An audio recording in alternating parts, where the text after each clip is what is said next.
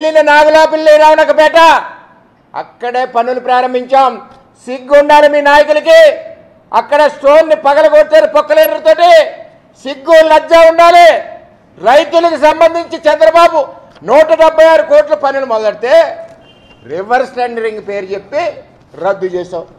ప్రకాష్, నందిని, సురేష్ జడ్జికి ఇస్తున్నాం, టెండర్ పిలుస్తున్నాం.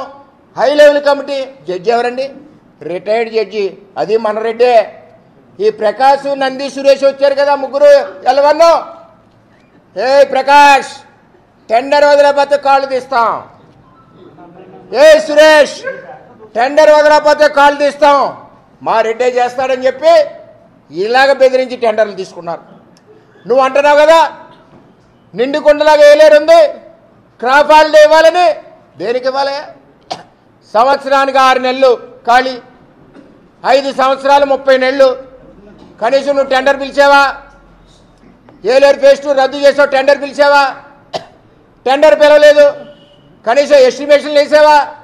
ఎస్టిమేషన్లు వేయలేదు. క్రాప్ హాలిడే ఎందుకయ్యా? బుర్ర ఉందా అక్కడ నీకు? నువ్వు రివర్స్ టెండర్ల పేరు చెప్పి నందిని, సురేష్, ప్రకాష్కి చెప్పి ఇద్దరిని బెదిరించి నీ రెడ్డికి తీసుకుంటున్నావు.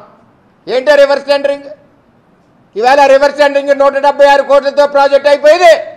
ఇవాళ 850 కోట్లు అవుతుంది. రేపు కూటమి ప్రభుత్వంలో చేసి తీరుతాం.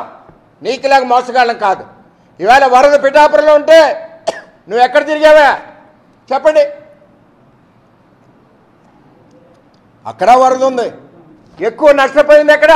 పిఠాపురం. గొర్రెగండి కోసింది, నక్కలగండి కోసింది, ఎక్కడికెక్కడ తెగిపోయాయి. 34 గంటలు పడ్డాయి. నువ్వు ఎంత అందమైన కాలనీ కట్టావు, జగనన్న కాలనీ. 40 ఎకరాలు, ఎకరా అక్కడ 15 లక్షలు, నువ్వు కొట్టేసింది 60 లక్షలు.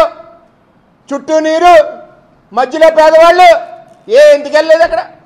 మొన్న నేను మా పవన్ కళ్యాణ్ వెళ్ళలేదా? నువ్వెందుకు వెళ్ళలేకపోయావు అక్కడికి? ఎందుకు? నువ్వు కట్టిన కాలనీ కదా, ఎందుకు వెళ్ళలేకపోయావు? శుద్ధగడ్డ, కొండకాలువ, గొల్లప్రోలు ముంచుతుంది కదా, అక్కడికి ఎందుకు వెళ్ళలేకపోయావు? ఇవన్నీ కూడా కథలు చెప్పక ప్రజలకి.